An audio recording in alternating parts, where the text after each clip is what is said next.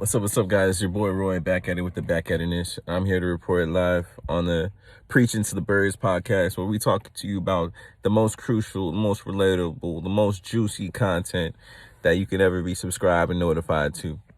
Anyway, so let's jump into it. Let's jump into most pressing news.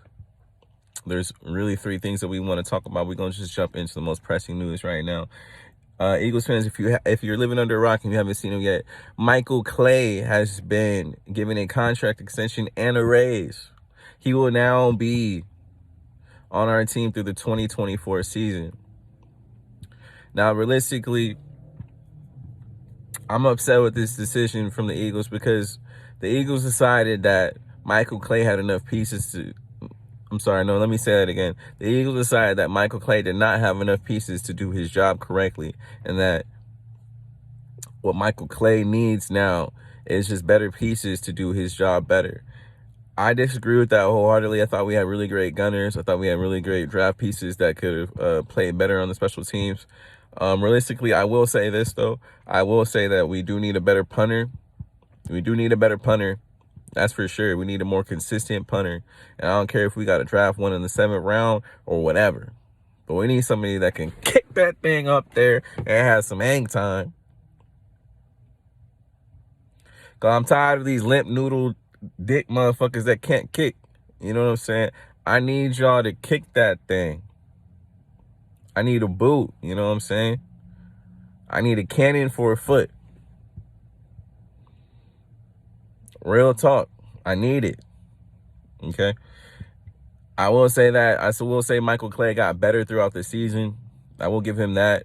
The word around the league is that Micheal Clays is a highly respected up-and-coming coach because he's only 31 years old. I'm waiting to see how it really works out. Personally, maybe he could be better at something else. I don't know. I wanted somebody a little bit more experienced. That's just me. All right. So I'm going to hop into the next topic. You know what I'm saying? The next topic today is going to be the next most important thing, which is defensive coordinator.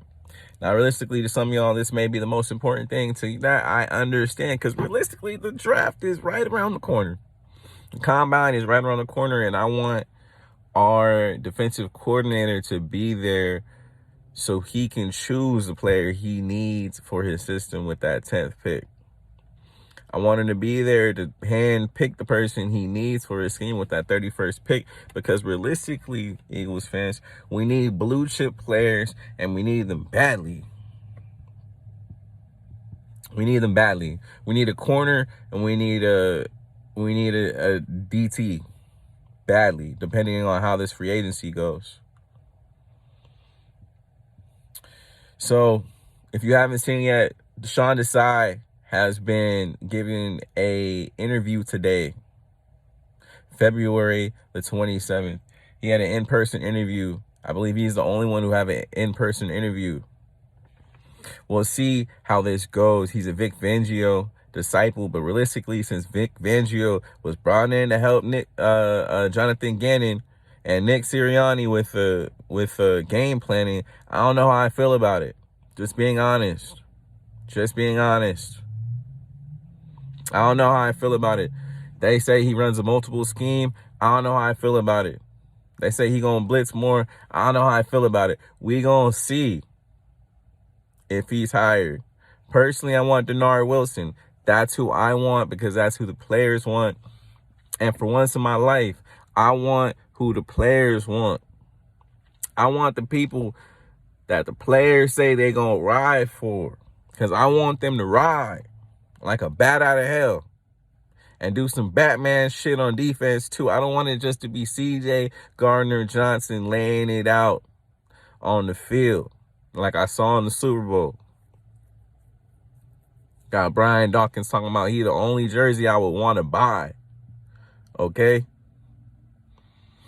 Look, I want our players to be inspired and play well. I think that's the same thing y'all want, because we're Eagles fans and we're smart. We all want the same fucking shit. We want a Super Bowl. You feel me? You haven't seen Greg Schumann, the defensive coordinator, assistant coach for the Georgia Bulldogs that was highly regarded in college, has decided to part ways with the Eagles. Cool for him.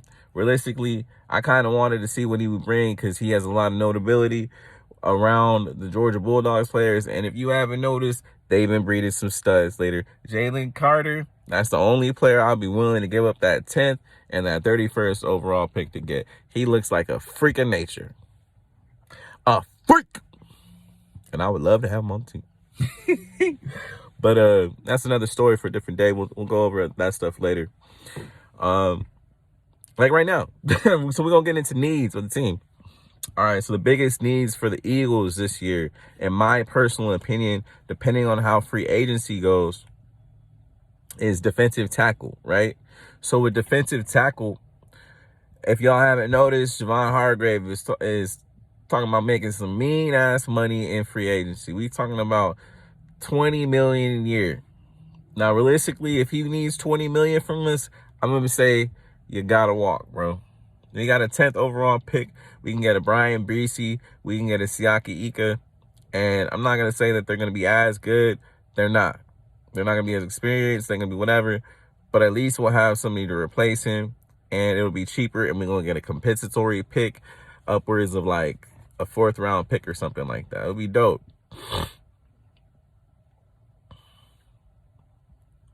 But look, I'm going to tell y'all. I thought of something else. Mastermind Roy, thinking like Howie Roseman over here, thought of something else for us Eagles fans. What about Dennard Payne? Dennard Payne is 26 years young, had 11.5 sacks in the regular season, just like Javon Hargrave. And he did that without his line.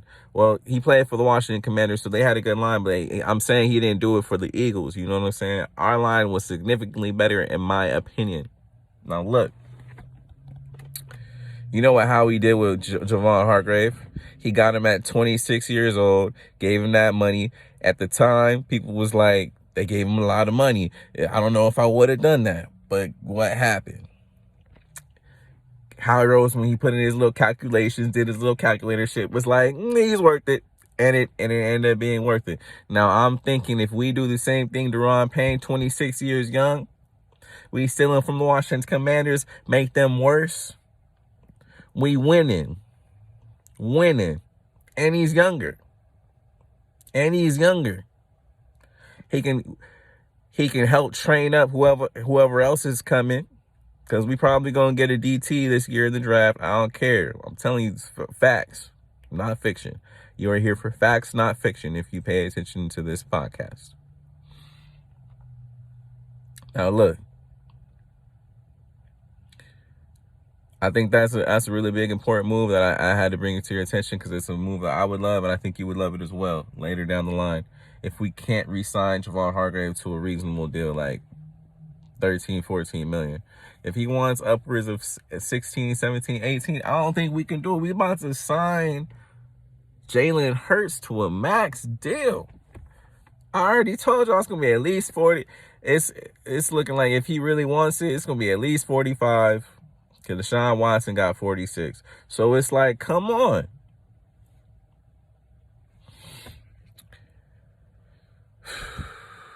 So we're going to talk about the biggest needs on the team, right? Biggest draft needs. I think the biggest draft needs, we're going to rehash this too. This is a living document, a living video, you know what I'm saying? This opinion grows as I do more research, as I think more about how Roseman is going to change the team, how the team is going to change, you know what I'm saying? We haven't hit free agency yet. We haven't seen how Howie Roseman is going to draft yet. We haven't even seen who our defensive coordinator is yet, you know what I'm saying? So it's a lot of changing pieces. Like, just bear with me. It's going to seem not organized because it isn't yet, because we're getting to the point where it's organized soon, right? But out of podcast sake, I think our biggest need is defensive tackle, because I don't think we're going to be able to bring back Javon Hargrave like I've already kind of stated. And with that being said, I think we're going to use our 10th overall pick to get one. Personally, I pray to God Jalen Carter just falls all the way down to 10. How would I dance, do a jig? I, I, I would do the rain dance just because I think it would rain that day because my luck would be so damn good, okay? If that happened. But look, that's probably not going to happen. So hopefully we trade back maybe a couple, if we can get a, extra piece, get a Brian Breesy or a Siaka Ika. If y'all ain't seen them boys tape, boy, go see it. Go look at it. It's beautiful. It's beautiful. They both like 6'3", 6'4", about 300 pounds of man muscle mass. And they got a spin move and hand placement. And you love it. As Eagles fans, we love defensive linemen that can do shit like that. Freaks of nature that shouldn't be able to move that fast. And I don't mean to offend anyone, any Siaka Ika parents or anything like that might be looking at this. But I mean, my goodness, what did you feed him? Because I want to feed my kid the same shit. Whenever I have a kid. Hey, look here. I want my kid to be an NFL like, yo, boy. You know what I'm saying? That's what I'm saying. Look. I think the next biggest need is obviously defensive cornerback. We've been asking for years, Howie, to get us a defensive cornerback. We've been asking since Asante Samuel to draft a nigga. I don't even know if we drafted Asante back then. I think we got him from the Patriots. You feel me? Like, shit. We've been asking since then.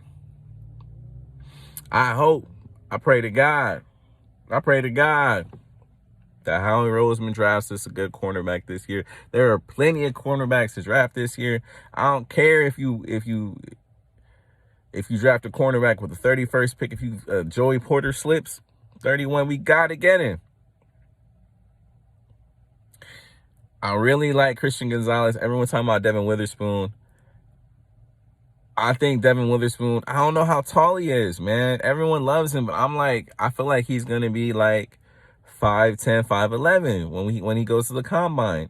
And that's going to scare some people off. That's just me personally. I like to say stuff that other people are too afraid to say before it happens so y'all can really see who be paying attention and what's really real and what's really not. I'm not reporting shit that other people report. I'm reporting shit that I believe personally. You know what I'm saying? I don't have all the questions. Sometimes I will be wrong. It's okay. We're humans. But I want to do my due diligence and I want to be authentic. You feel me? And I think Devin Witherspoon may be a little bit undersized. But his technique is great. His off-ball coverage is great. Ugh. And he's a dog. Devin Witherspoon is a dog. I just think that Devin Witherspoon, if he plays the way he plays, may get hurt. He hits like a safety, but he's only 180-something pounds. And I think he's 5'10", 5'11". I think he's going to be 5'11". If he's 6 foot, we got to draft him. If he's really 6 foot and he gets up to 190, we got to draft Devin Witherspoon. I'm telling y'all. Because that boy, he just knows how to play the game. He's so instinctive. He does stuff like Ed Reed when it comes to instincts, jumping shit. Maybe a better comparison is Jair Alexander for the Green Bay Packers. But, I'm just thinking about players that I grew up looking at that had instincts. And people I think about are Ed Reed and Troy Polamalu because I just grew up in that era. The next piece of news is Quez Watkins. The Eagles have been reported on being open to trading or getting rid of Quez Watkins. I'm with it. I think Quez Watkins needs to change the scenery because after that Super Bowl disappearance act that he had, I think, his soul might be a little hurt from that. I know we're reporting that he had a shoulder sprain, but realistically, if you're on the field, you got to play, man. And that's just 100. And there's a lot of good people coming out of the draft. Nathaniel Tank Daniel was my personal favorite out of Houston. That boy fast, and he going to catch that thing, and he going to score with it. I'm telling you. I don't know if we can get him in the second round with the 62nd or 63rd pick or whatever we have, but damn it, If we can get that man, ship that boy Quez up out of here. And I'll be happy with it. Younger, just as fast, maybe faster, better. You know what I'm saying? Better, played in better competition. You know? But we'll see what's up. We'll see what's up. I think that's our last need, really. Interior offensive line is our last real need. But, you know, we can cover that another time. And, like, realistically, Cam Jerkins may just get kicked right over there anyways if Jason Kelce decides to come back and play. But we'll hash that over another time. But anyways, guys, if you have stayed and waited to the end of this podcast and you've listened to every word that I have said, please like and subscribe if you liked the video and you want to be notified for more content. I hope you guys have a great day, a blessed day. I hope everything's awesome. And I hope we get another chip in the near future. We're trying to cut up like a suture. Okay. See you.